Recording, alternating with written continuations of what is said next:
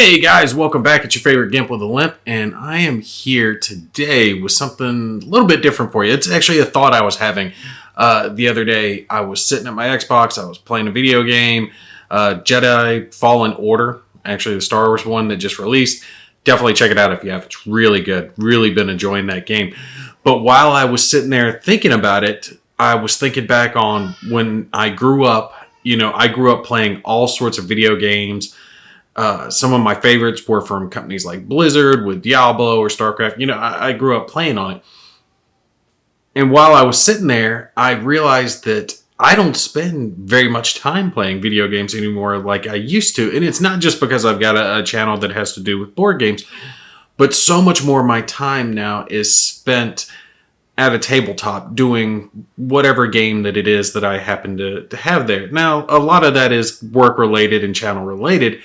But even when I do have some spare time, when the kids aren't taking it up and I'm not, wrapped up in something else, generally I'm not choosing to play a video game.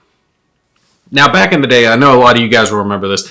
It used to be that when a company like Bethesda or Blizzard released something, you knew that it was crafted with care. You knew that they really put their all into it, that they weren't going to rush something, that they would take their time and they would release the highest quality product that they could because they wanted to do right by their customers. And that's changed, right? That's changed big time. And it's not just EA, because, EA is constantly rated as, one of the worst companies out there. And I wholeheartedly agree, even though they did finally release a game that was actually worth a damn with the whole Fallen Order Jedi one. Again, check it out. Really good. Which is strange for them. And honestly, I want that game to do well. Just sidetrack. I want that game to do well to show them that the whole games as a service thing is garbage and to stop shoving that down everybody's throat, because I am so sick of it.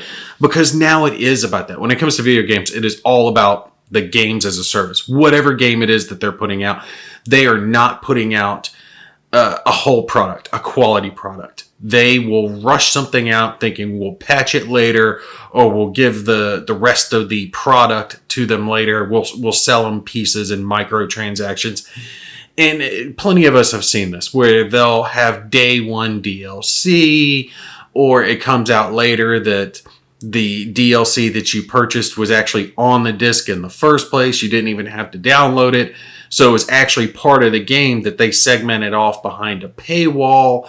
And that just really pisses people off, because they're realizing that they're buying a product, and the company, instead of selling you the whole product, they're selling you pieces of this product and then making you buy the complete version of it later for exorbitant amounts of money, on top of that. And plenty of companies have gone down this road. It's not just Blizzard and Bethesda. Bethesda's really bad with it right now, because I am so pissed at them with Fallout 76. I really wanted that to do well. I've always loved the Fallout games. I grew up playing them back when it was the original company. Black Isle Studios, I think it was. I'll have to look it up to remember, but I think that was the company who did it. And, I love those games, love the others, but for Blizzard to do this, and now Bethesda, and it's like they've gone out of their way to see how quickly they can torpedo the goodwill that the companies used to have, and they've just torpedoed it as fast as possible. Even Blizzard trying to jump on with that whole Diablo Immortal thing, like, oh, we're going to have a mobile game. You can have Diablo on your phone. It's like, are you serious? No, nobody wants that garbage. And it's every company. They're not trying to sell you a whole product. They're trying to sell you pieces of product, and they want you to pay on a consistent basis to play that.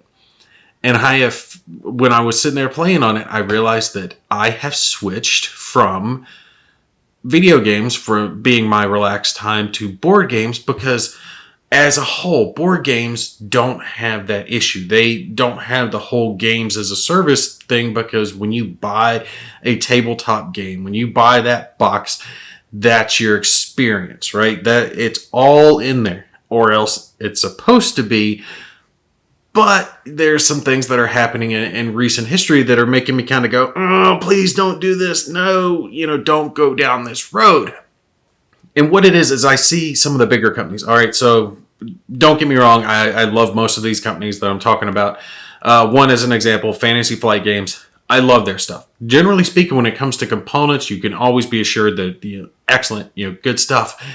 But it does seem like recently, Fantasy Flight is a lot less worried about putting out the whole experience and more worried about going down that more games as a service, having something that they can churn out multiple expansions for, multiple little small packs, kind of like their version of a microtransaction, instead of having one box set of whatever it is. Now, of course, they've got a variety out there. It's nowhere near like EA levels. But if you think about it, some of their bigger stuff has been things like X-Wing or Armada or Keyforge or Legion. They've got some of the bigger names out there. They got the Star Wars IP, so of course they're going to capitalize on that because Star Wars used to be a license to print money until Disney shit all over it. But when it comes to gaming, it still does really well. Legion seems to be doing okay. X-Wing, I think, is still one of the top miniatures games out in the world right now. That's excellent. I mean, I'm a big X-Wing fan, so I can't hate on that, but I don't want them to keep going down that path. See, I really am of two minds when it comes to this, because it's not like they're not releasing a quality experience, right? X-Wing, like I said, it is a quality experience.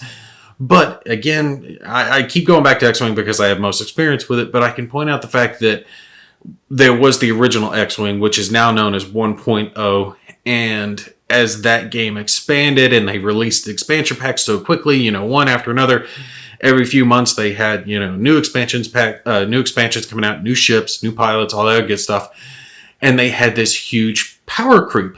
And I can get behind the fact that they realized they had done wrong and they could fix X-Wing from some of the mistakes they made with a 2.0 version. So basically they restarted the game and you had to buy in again. So they monetized their mistake. I don't think they charged near as much as they probably could have, or probably as much as they wanted to. But this does make me worry. It's like, okay, is this now a plan of theirs? Are they going to do the same thing again where they go down and make mistakes? They power creep again where the game isn't near as fun? Because by the end of version 1.0, I remember it really had gotten bad in the meta that a lot of times you could be alpha striked off the board in the first turn if your opponent had a certain type of list or you made one wrong move, that you could just be blown out and the game would be over in a matter of minutes, And with 2.0, I'll give it to them. It's a lot different. It doesn't feel like that. They really did tweak it so it does feel more like a dogfight instead of a let me get my all-knowing, all-seeing gun pointed at you that's going to roll 10 dice against your one evasion dice and just blow you completely out of the water, and I've got all these mods and you don't have anything and all that other crap. But will that happen again? Will they continue on, obviously releasing expansion packs for 2.0 until the power creep becomes real then, and then there's X-Wing 3.0, and then I'd have to buy into that if I want to keep playing with all the investment that I've got into X-Wing at this point. See, the thing is like other games, they don't have that same requirement. Any box game that I own, it's mine. I can enjoy it. I can play. I can have that experience. It doesn't matter if I get any expansions or I don't get the expansions. I have the whole experience, or at least the game experience, in my hands. As an example, one that I've been playing recently is a birthday gift. Really loving the thing right now too. Is the Hellboy board game, right? Definitely recommend it if you're into the whole dungeon creeper, rolling dice, heavy Ameritrash thing. I might do a couple of videos on it. That's my guilty pleasure. But if you want to buy, a single box, if you want to just buy the base Hellboy game, you can, and you have that Hellboy game. You can play it as much or as little as you want. You can replay it. You can buy the expansions for it, or you don't have to buy the expansions for it. But it doesn't matter if the company itself decides to no longer support that game. You're not losing out anything. You still have it it's still yours. Video games really have gotten away from that. A lot of those, like real short sidetrack, what is it called? Heroes of the Storm or something along those lines. It's an online game that Blizzard was supporting, and they were trying to push it into the esports market. And some people had actually quit college and were trying to make that their career. They were going to be pro esports players with Heroes of the Storm.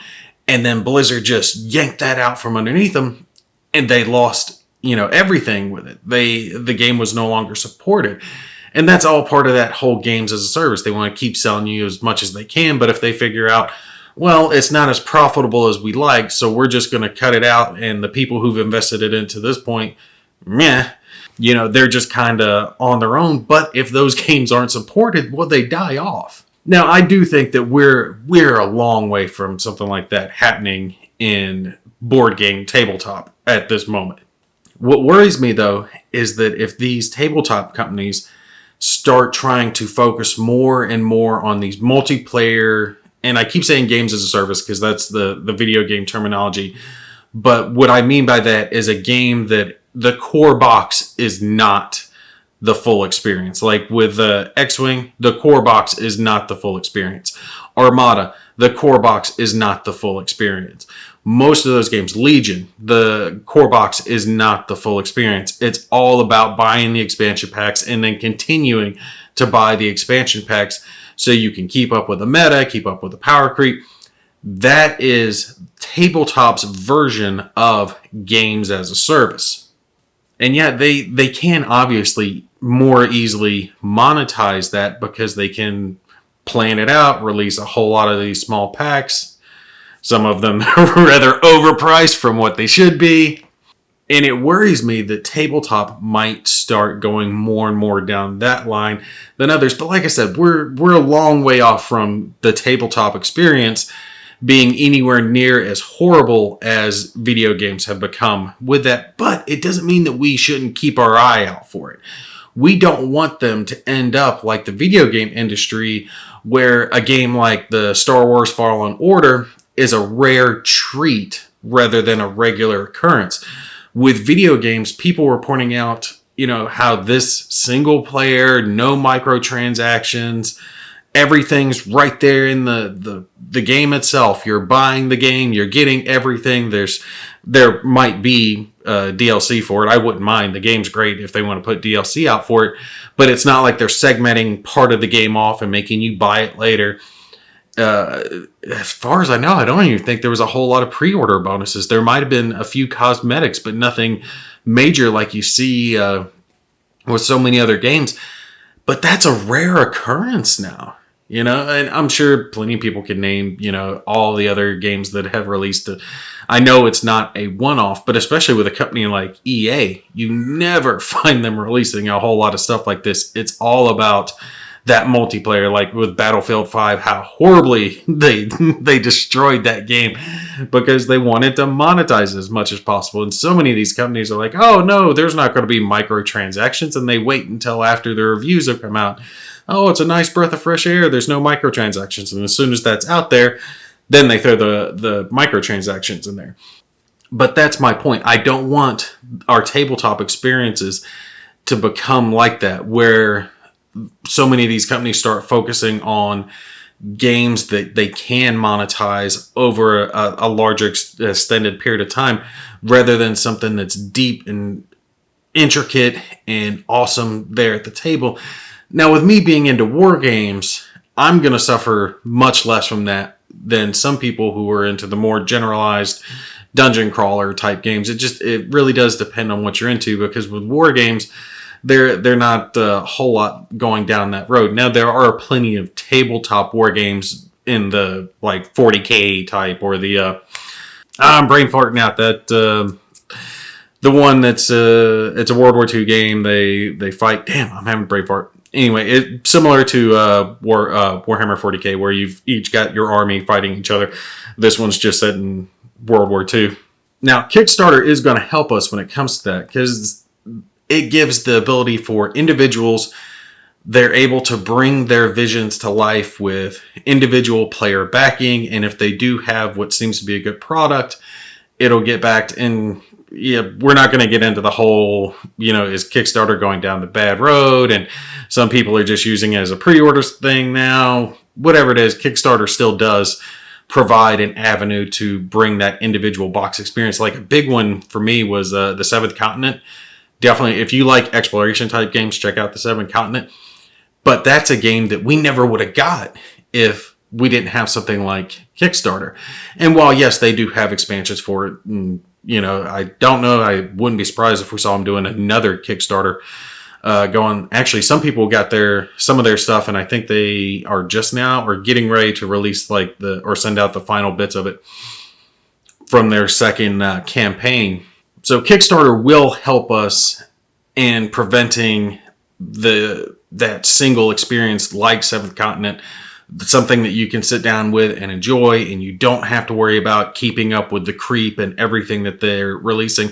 To me, it doesn't matter if the company that made Seventh Continent releases anything else along the Seventh Continent line, because if I don't want it, I don't need it. I have the whole experience in my hands. But with something like X-Wing or Keyforge or Legion, I don't have the whole experience. I have to have that opponent. It is that multiplayer experience. Now, there are some homemade single player things that some users have made for X-Wing, but it's not something that Fantasy Flight has released.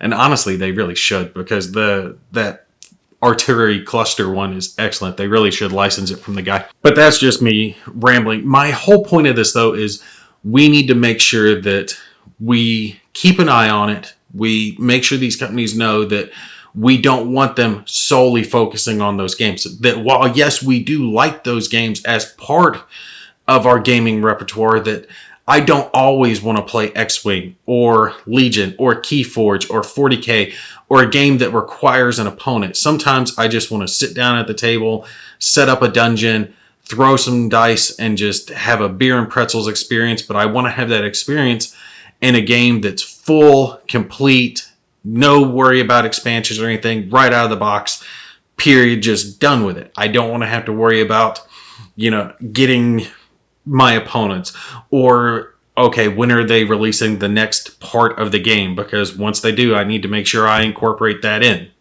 I don't want them to go down the line that some of these video game companies have done and start ripping their games into pieces and selling us parts of it, which, I could see some of these companies doing, especially, now I'm not saying they do it, but I'm saying the possibility exists with some of those card games like the Arkham Horror card game that is story-based. And yes, the core box of that game can be its whole experience, but there are expansions continuing the story or adding new characters, which is great. That's cool if you want to, buy more of those pieces.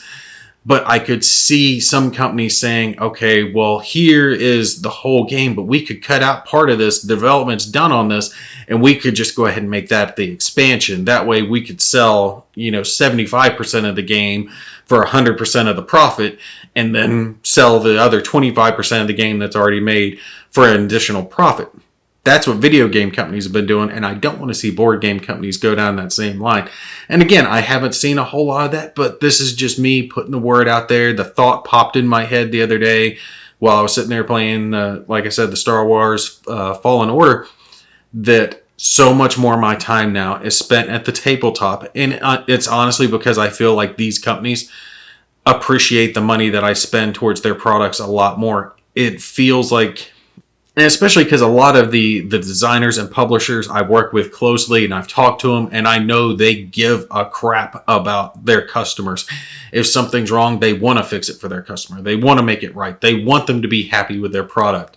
They're not the type to take and release a half-done garbage piece of junk and say, we'll fix it later with a DLC patch. Now, I fully believe that video game companies will eventually collapse. I believe EA, unfortunately now Blizzard, Bethesda, Activision, all of them, they're going to go down because of their greed eventually. I mean, they're buying each other up left and right anyway, and they're not focused on giving the customer what they want. They're focused so much on how can we get the most money out of everyone's wallets and into our pockets. That's their final and ultimate goal. It's not about churning out a quality product that will attract a loyal customer and keep them coming back time and time again. Now, like I said before, I'll say it again one last time before I, end this. I'm not saying tabletop companies are doing that.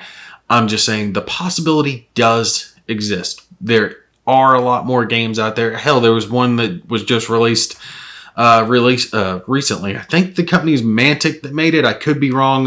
You guys will let me know if I'm wrong on that. I think it's called Crisis Protocol. It's based on the Marvel universe, and it's similar to. Actually, it's kind of like Marvel. It's kind of like X-Wing set in the Marvel universe because you have range rollers and movement templates and individual pilots. The characters with their special abilities. So it's set along that thing, but it's very much set up to where the core box isn't the entire experience. The entire experience is going to be keeping up with that power creep, keeping up with the new heroes as they release. And while, yes, again, you can just play with the core box that is released, we know that's not going to be the whole experience. We know that they want you to keep buying those expansions. And I'm not saying I don't want them to release games like that. If I could afford to get into Crisis Protocol, I probably would. It looks like a good game. It looks like something I would enjoy. So I don't fault them for it, but I don't want tomorrow for there to be another version of Crisis Protocol followed by another one, followed by another one. I want to make sure that we keep getting our single full box experience, that we don't have to worry about expansions, that we don't have to worry about power creep, that once we have it, it's ours, it's good, we're done. And like I said, we're not going to have to worry about that for board games for a long time, especially with Kickstarter and everything else. But the possibility exists that the greed, the tempt of the money can get too much, and they'll start going down that path. And once they start, there's really not a whole lot coming back unless they change their whole business plan.